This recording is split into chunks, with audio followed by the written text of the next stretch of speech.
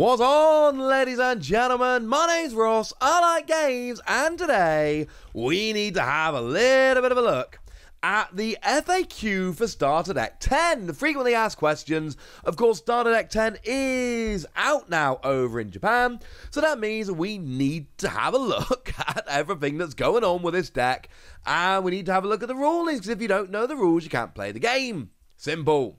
So let's start off with the leader, Trafalgar Law. Now, that's got the activate main once per turn, Don -3, and you return up to one of your opponent's characters with 3,000 or less to the bottom of their deck, and then you can play a character with a cost of 4 or less from your hand. It's a pretty good one, honestly.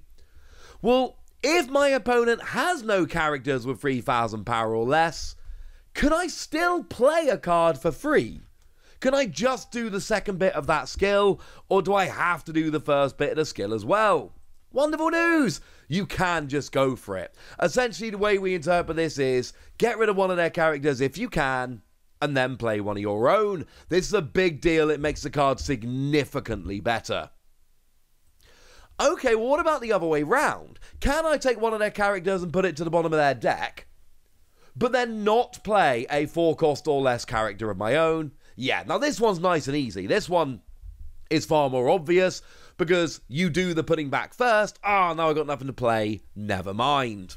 But the important thing is, and Law does look, the more I think about this, the more I think Law could be the breakout leader from this deck. Well, the good news is you can do either. You don't have to do both. That's a big deal. Now, Monkey D. Luffy comes in here, and you've got 6,000 power but only 3 life, and activate main once per turn if there's either 0 Don on the field, or if you have 8 or more Don, then you can add a Don active, which is cool, right? So then the question becomes, well, alright then, what about at the beginning of the game? What about then? No, you can't, because you put your Don out first. And once you put your Don out at the beginning of the game, you then don't have 0 Don. Sorry, ladies and gentlemen. Fun idea, though. The other question we got about Monkey D. Luffy here. What kind of situation, and I don't really understand this one. It's in the official FAQ. What does it mean when there's no Don on my field? It means there are no Don cards in your cost area or field, i.e. there are no Don anywhere. So, no, I suppose you can't attach all your Don to characters and be like, I've got no Don.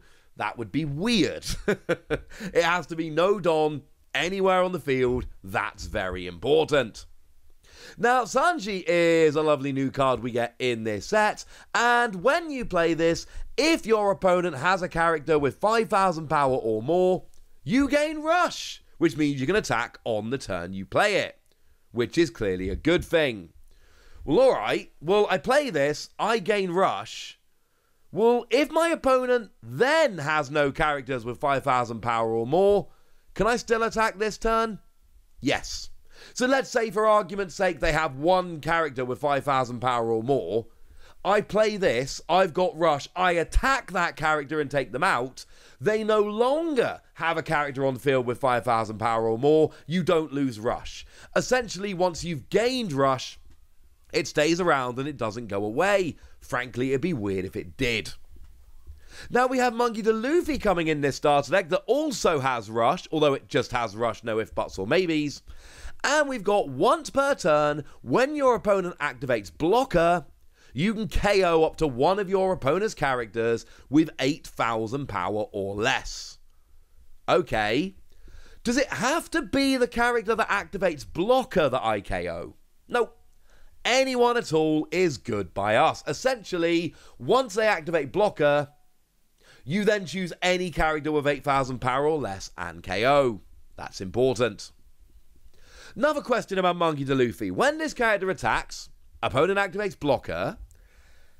If the character's once per turn effect KOs the opponent's character that activates Blocker, what happens? Well, nothing. Including the counter step, nothing, no battle. Essentially, they activate Blocker, you KO their Blocker, we're done. The battle ends without performing the counter step.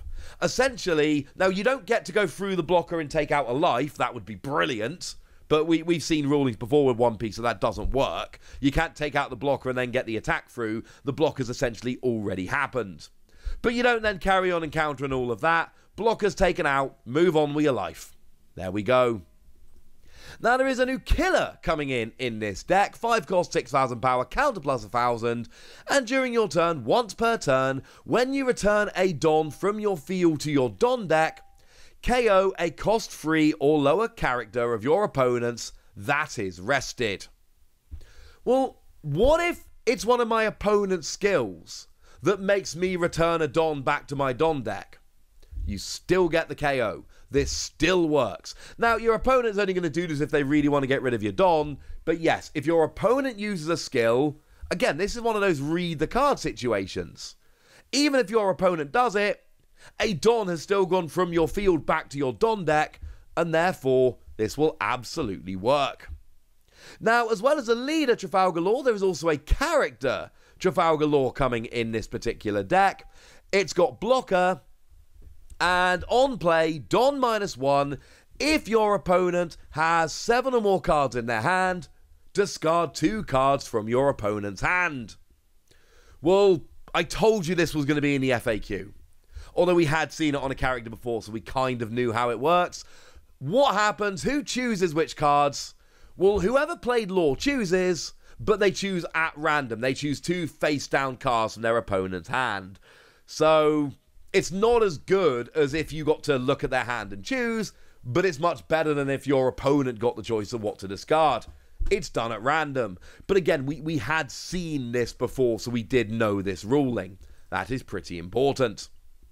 Now, Heat is getting a new card in this particular deck, and it's got a skill. During your turn, once per turn, when Don on your field is returned to the Don deck, this character gains 2,000 power until the start of your next turn. Well, this is going to be the same question we just had with Killer, and it's going to have the same result. What if it's one of my opponent's skills that puts a Don back to my Don deck? This still activates. You are good. Because again, a card has still gone, a Don card has still gone from my field back into my Don deck, so this would absolutely work. And finally, in terms of characters, we've got Wire. Now, another blocker here, and once per turn, when Don on your field is returned to the Don deck, draw a card and discard a card from your hand. Well, one of these is going to be easy, right? Because one of these is blatantly what happens if it's one of your opponent's skills that puts a Don back to your Don deck. We've seen it twice. You still get the skill. Job's a good one. Okay. When the Don on my field is returned to the Don deck, can I choose not to draw a card and discard a card? No. It doesn't say you may. It's not optional. You have to do this. You have to draw a card and then you have to discard a card. Sorry, ladies and gentlemen, there's no option. You have to do it. Sorry. And then we've got one event card we need to have a little bit of a look at here. Gum Gum Monkey King Gun Attack. Very snappily named. This is the event card that KOs up to one of your opponent's characters with 7,000 power or less. And as a trigger, it gives your leader an extra 1,000 power until the end of your next turn, which is actually really cool because it gives you the power on your opponent's turn to block attacks, or, try and fend them off. It's not really blocking. And then you also get the power on your turn to attack. That's quite nice having it both way round. Go team! Yay. The ruling here, how long does it last? Will last until the end of your next turn. Again, this is another one of those. Sometimes FAQs are weird. Sometimes there's something in the FAQ where I'm just like, why is that in the FAQ? But just double checking, essentially, it lasts until the end of your next turn. Not your opponent's turn, your next turn. Not your next turn after this. Your opponent finishes their turn, then you have a turn, then it stops. Not an extra turn or any of that. That's how long it lasts. There we go. As I said at the beginning, if you're going to play the game, you're going to need to know the rules. And some of these cards look good. Some of the cards in Starter Deck 10 really do look like they are going to have a bit of an impact in the metagame, see some play. I am very happy about this deck list. I should already be in Japan. I had to delay my flight for a week. So I was hoping to pick this up on release day. That's not happening. But when I land, I'm still going straight to Shinjuku, to the One Piece TCG store, to try and find this deck. It would make me very, very happy indeed. For now, I want to know what you think about this deck. I want to know what you think about these rulings. I want to know what you think about basically anything related to the One Piece TCG. Or honestly, anything else. So let me know in the comment section, would you? Go nuts! Be nice! And then make sure you like this video, subscribe to this channel, follow me on Twitter at TheWasi. That's where we talk about One Piece and a bunch of other card games. And please do consider checking out patreon.com/PTCGradio, where you can support the channel, get some bonus podcasts, join a Discord, and all kinds of fun things. But by far, the most important thing as always, look after yourselves till next time, would ya? Thank you very much for watching. My name's Ross, and you've been watching PTCG Radio.